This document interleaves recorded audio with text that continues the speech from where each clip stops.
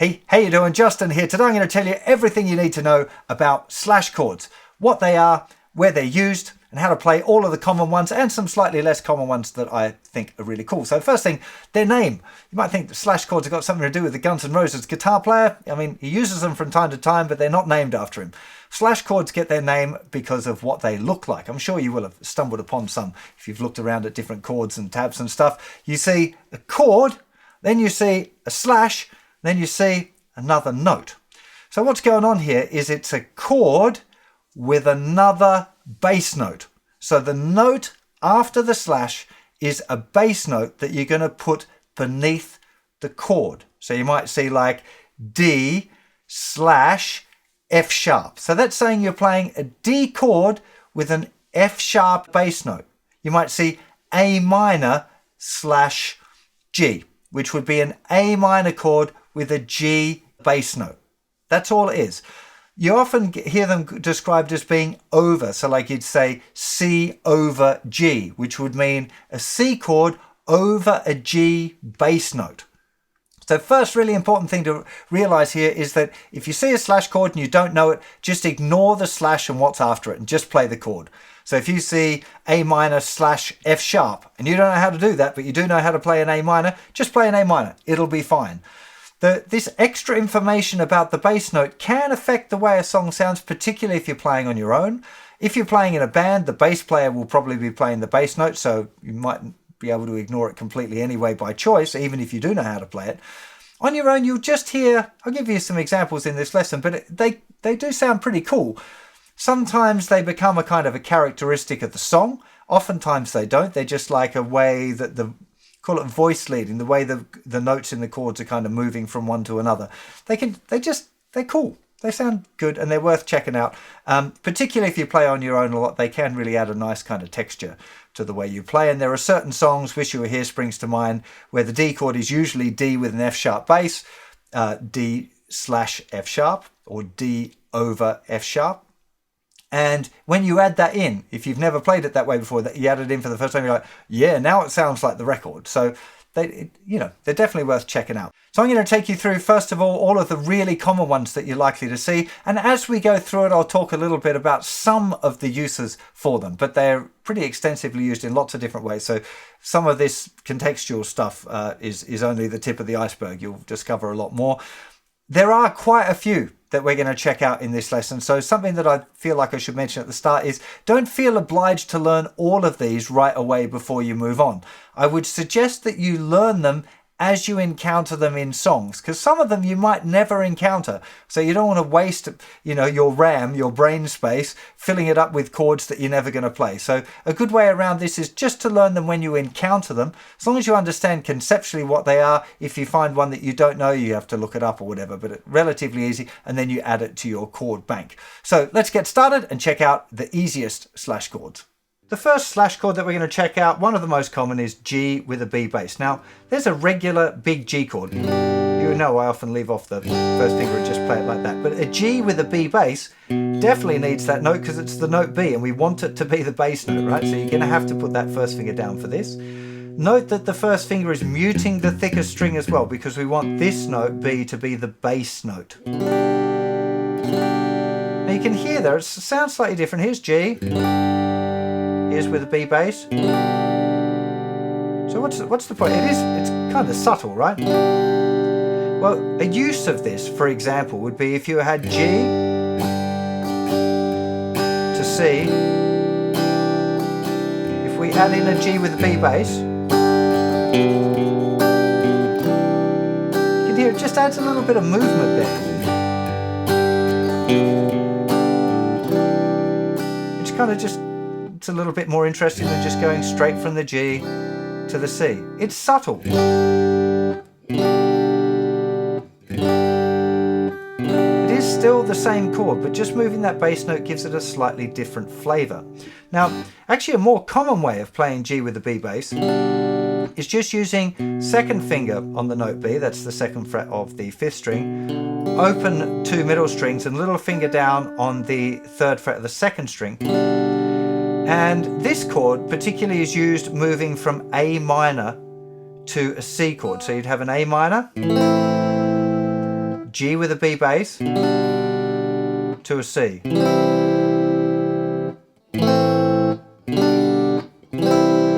Or the other way around. C, G with a B bass to A minor.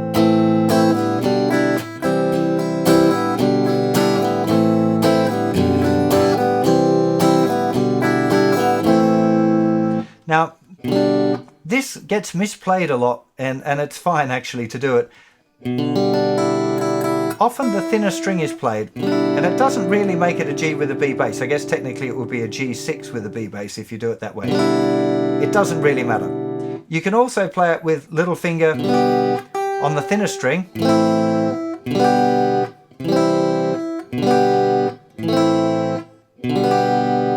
So it's still G with a B bass. You know that there's all of these different approaches to playing G from earlier in the course. You can play it like that, or like that, or like that, or like that. So the same with the G with a B bass. We've got all of these different options of ways that we can play it, and they're all good. They're all useful.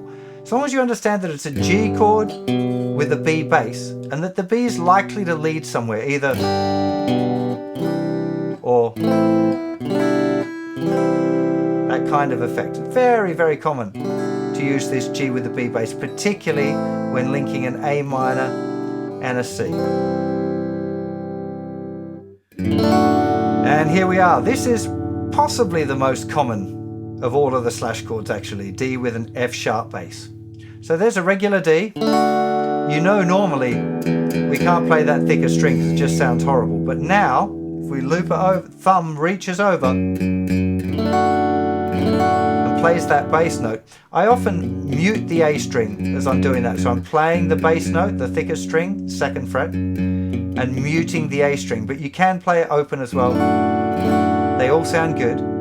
Now, the great thing about this chord, first of all, if you can learn to use your thumb, there are other approaches which I'll show you in just a second, but if you're new to getting the thumb over the top of the neck, this is a really great one to start off with, because just the shape of the chord, if you're used to having your thumb around the back, you kind of just grip it and wrap it around a little bit. See if you can grab that bass note. What it does is it means that you can play all of the strings when you play a D with an F sharp bass. Like I said, you can mute the A if you want, if you feel it's a bit muddy in the bottom end, but it sounds great to do that. And it's one of those chords that once you get used to the sound of it, if you think G to D, G to D, you can hear the D kind of sounds thin because it's only the thinner strings. If we play D with an F sharp bass,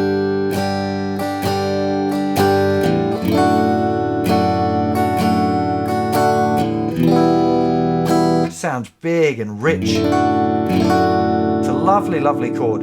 Again, particularly good for joining G and E minor. You're going to see that movement all the time. Very, very common to have G, D with an F sharp bass, and E minor. Now, if you can't do the thumb over, and I'll be honest, I didn't do it that way for a long, long time. I found it far too difficult.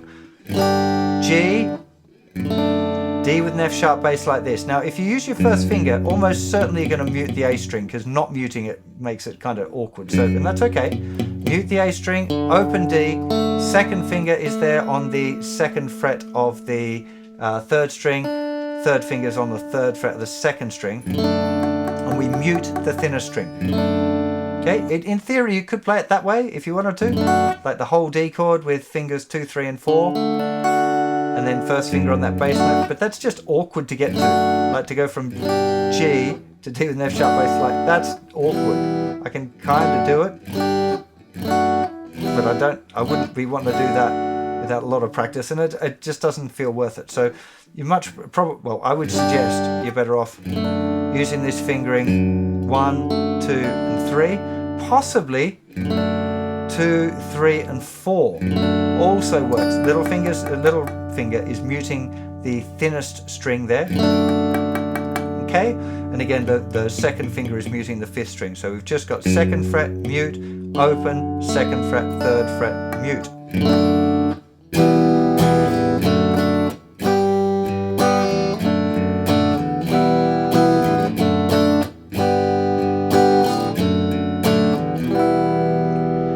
no set fingering here. It completely depends on what it is that you're doing, what you find useful. I generally play it with my thumb these days, I think, but I mean, it really just depends on the circumstance and the chords and what's coming before and after, and what feels good for you in the moment. You should be practicing it that way, and that way, maybe that way might work for you as well. So I'm not putting my third finger down, just using fingers 1, 2, and 4. That can be good as well. Any of those options, whatever's going to work. But D with an F sharp bass, fantastic chord that you're going to see very often. So related to D with an F sharp bass, this is a G with an F sharp bass. And a lot of people use it if they either don't know about D with an F sharp bass as the movement down, or they find it too difficult.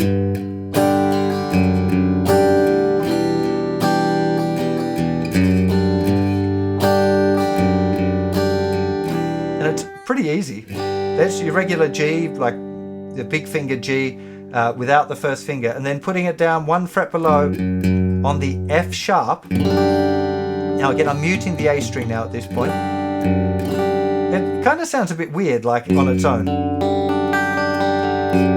like you just got one of the notes wrong, but in context,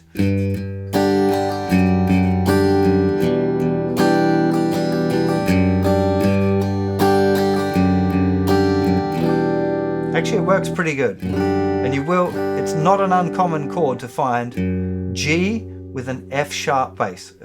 Hopefully the logic is sinking in for you now. There's G, there's a G bass note, there's an F sharp bass note. Okay, now to one of my all-time favorite slash chords, which I play all the time, which is C/G, C with a G bass note. There's a regular C chord, there's the G bass note. So I tend to move my third finger over and put my little finger down where it was. It's a very rich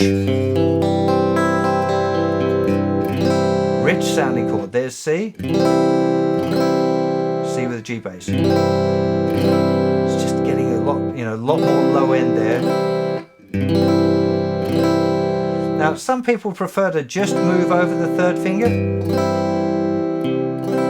C, C with a G bass, and in that case you're muting the 5th string. Makes the motion a little bit more obvious, and I might use that one if I was playing like a country.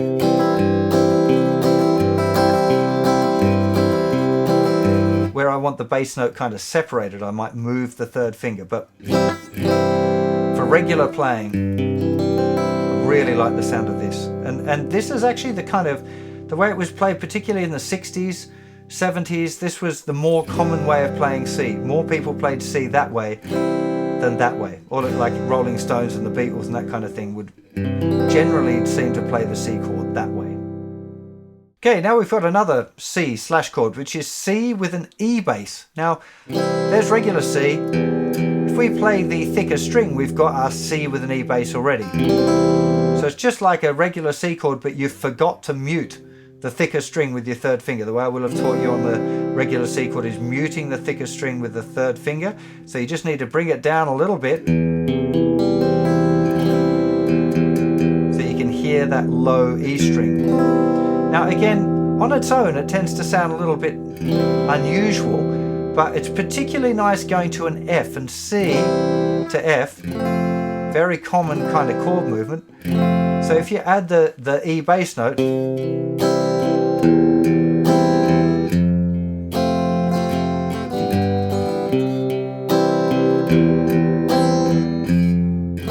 so starting with regular C, dropping my third finger down a little bit to reveal that open chord, and then going to the F.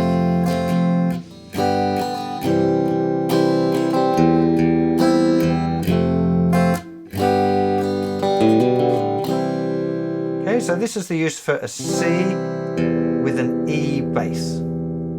A variation of this I feel I should point out is playing it like this, where I'm playing just the thinnest 4 strings. Okay, so that's an E note as well. So if I put that as the bass note for my C chord, some of you might know that as A minor 7, but I'm thinking in terms of the tonality of C. Where this would be common would be something like, say, if I went C, D minor, C with an E bass, F major 7, or F regular rather, to G. That would be a nice chord progression. C, D minor, C with an E bass to F, to G.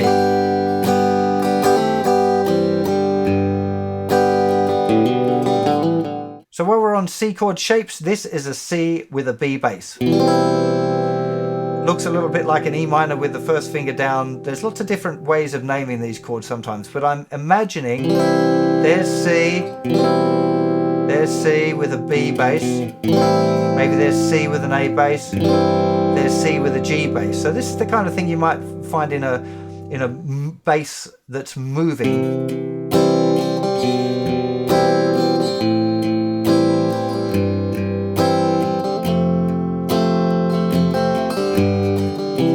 Kind of thing. C with a B bass to A minor, or could be A minor, it could be C over A. You could call that C over an A if you play the open 5th string. See, we've got a bunch of different names for this particular chord. It doesn't really matter, it's just about, again, context is the key thing here. So this one is often played as well as a substitute. Instead of playing G with a B bass, some people will play this, which is kind of like halfway between a C with a B bass and G with a B bass, because we've got this little top part here which is a C, but we've got the open D string, which is wrong.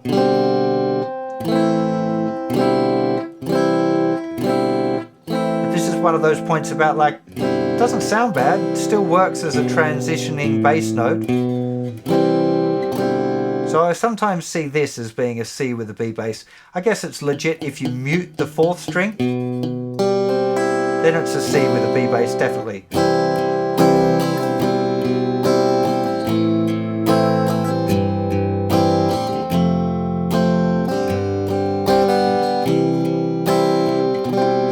Okay, so you could choose to play it that, either with the 3rd finger down or with the 4th string muted. Either of those would be a good C with a B bass. Now, this is a little bit of a strange one. This is A with an E bass. So like a regular A, but then you play the thicker string. Now, it more or less just sounds like you played an A chord and you didn't know that you weren't supposed to play the thicker string in this particular context. So if I'm playing with an A with an E bass, I generally lift 2nd finger up just a little bit to mute the A string. You don't have to. It's just commonly used in like a country thing where you might have an A bass note, E bass note, A bass note, E bass note. But there's a bit more going on here now, because when I move back to the A, thumb is reaching around to mute that thicker string. We're going to talk about that very soon. And when I go to the E bass note, 2nd finger is just moving up to mute the 5th string. Okay, so that I've only got either the A string or the E string ringing out. I generally don't want both of them ringing out together because it just sounds a little bit murky for me, but it is quite a common chord grip that you'll see around. And on that note, we have D with an A bass, so just a regular D. But if you deliberately play the 5th string, sounds nice and fat. You still don't want to play the thicker string, so as we talk about muting strings, you might want to get thumb over just to mute the thicker string. Now, particularly with a bit of gain, like you're playing AC/DC, that kind of rock and roll stuff, sounds great having D with the A bass. It adds that thickness, the same as D with an F sharp bass. If you actually play that note with the thumb, you get D with an F sharp bass. But if you don't play it, the thicker string is muted, but you play the other 5 strings, you get D with an A.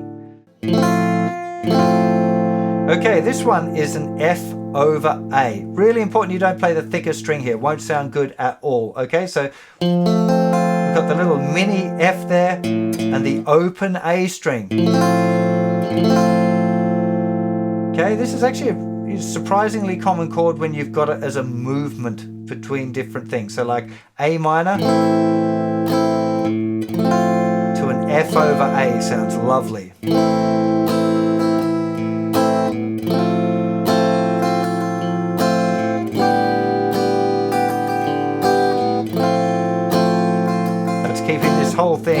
minor,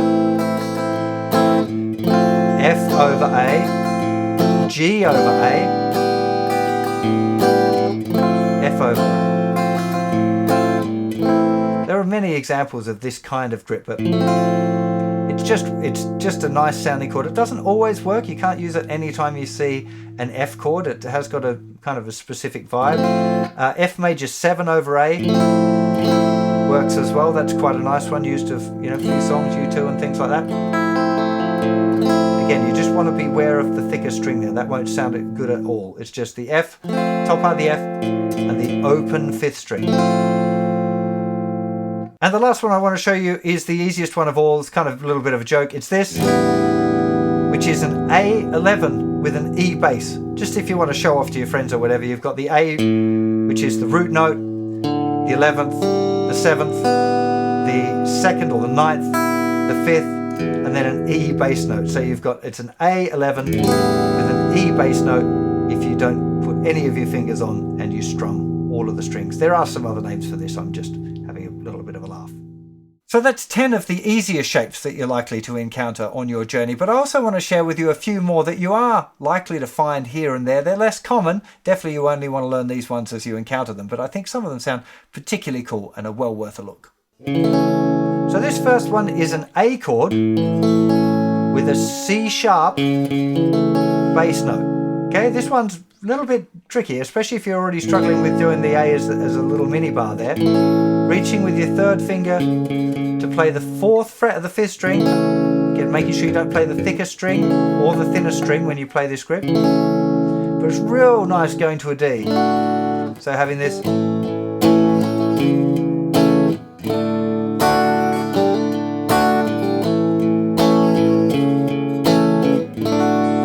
Also works nice going like B minor,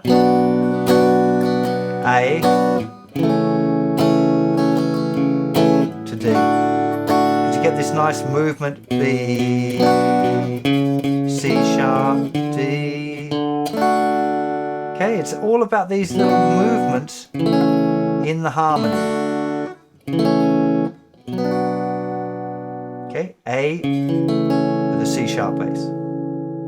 We got 2 kind of ones coming up here. This is an A minor chord. If we put little finger down on the 3rd fret, we get A minor with a G bass note. A minor slash G.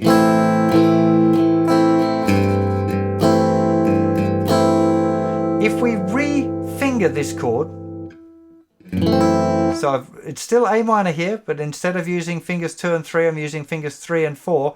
I'm putting my 2nd finger down on the 2nd fret of the thicker string. This is an A minor slash F sharp. It's also called F sharp minor 7 flat 5. Again, if you're, you know, impressing your mates kind of zone, that's a pretty fancy sounding chord name. I think A minor with an F sharp bass makes more sense in this particular context. A minor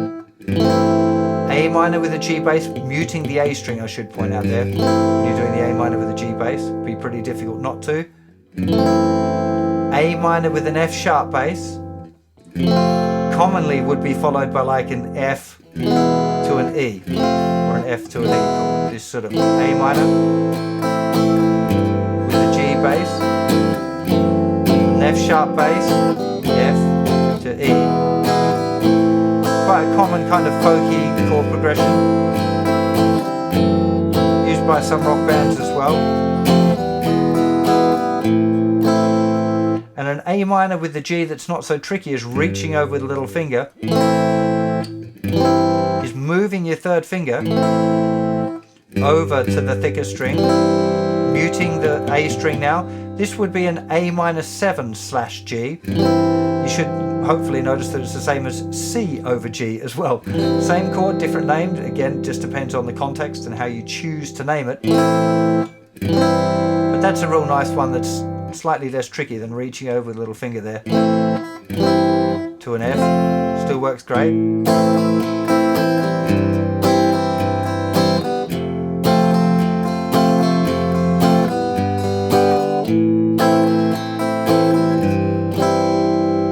Real handy, A minor with a G bass.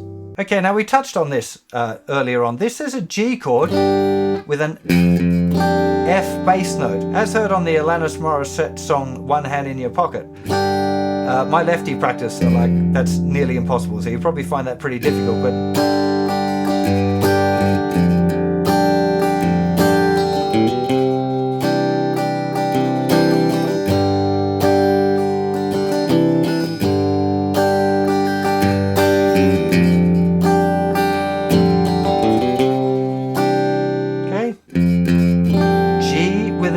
bass. You can have G with any bass note that you wanted. You could have G with a B flat bass, with a B bass, C bass, D bass, E bass, F bass. Okay, so G with an E bass, or G with an E bass. It doesn't really matter. You can get really creative with these things, but this particular one does sound pretty cool. I'm muting the A string there, in case you can kind of gather that's what was going on. Okay, this one is a D7 with an F sharp bass. Now this one's a specific one I find really useful in a blues in A. I think it sounds real cool. So it's just a regular D7 that you would have learned when we looked at the blues lessons there, but we get the thumb over to play the bass note. Sounds real good, I think, real hit. Particularly useful, like I said, in an E blues where you might have an E7 D7 to A.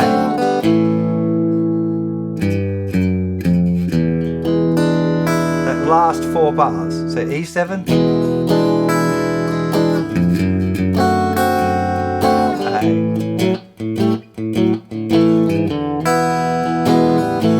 That kind of position. Really useful, but other circumstances as well. Anytime you've got this D7 going to a G or whatever, you can use this bass note. Sorry, I'm trying not to do. I let things flow a little bit, so I might play G like that if I played E with an F sharp bass that way. You might not want to go there yet. It's such a great sounding chord. D7 with an F sharp bass. Just a couple more. Now this one is an E with a G sharp bass note, and it's really difficult for me. Okay, regular E chord, little finger reaches up to the 4th fret on the thicker string. I remember skipping over this chord lots of times. Remember, if you ever see it in a book, E with a G sharp bass, you can just leave off the bass note. Ow! It's really difficult. There are other ways around it if you encounter it in a song, and Tears in Heaven's a really common song that has this chord, but you have to use a different grip. Probably not for beginners, because it then goes to bar chords and other stuff that we would encounter a little bit later on. But this, I just thought I'd pop it in there because it's such a funny one, and you're probably likely to see it. And if you do see an E with the G sharp bass, do remember that you can just skip over it if you want. Last one of these slightly harder chords. I love this one. This is an F over G. Great for sort of funk and soul. Lots of times you might encounter this chord as well if you're into those kind of styles of music. So this is 1st finger, 1st fret, 2nd string, 2nd finger, 2nd fret, 3rd string, 3rd finger, 3rd fret, thicker string, and little finger, 4th string, 3rd fret. We're muting the 5th string. You can either mute the thinner string. If you leave it open, it's an F major 7 over G. Probably sounds a little bit better muted, I think, actually. Or you can play it as well. You could do a little mini bar there with the 1st finger.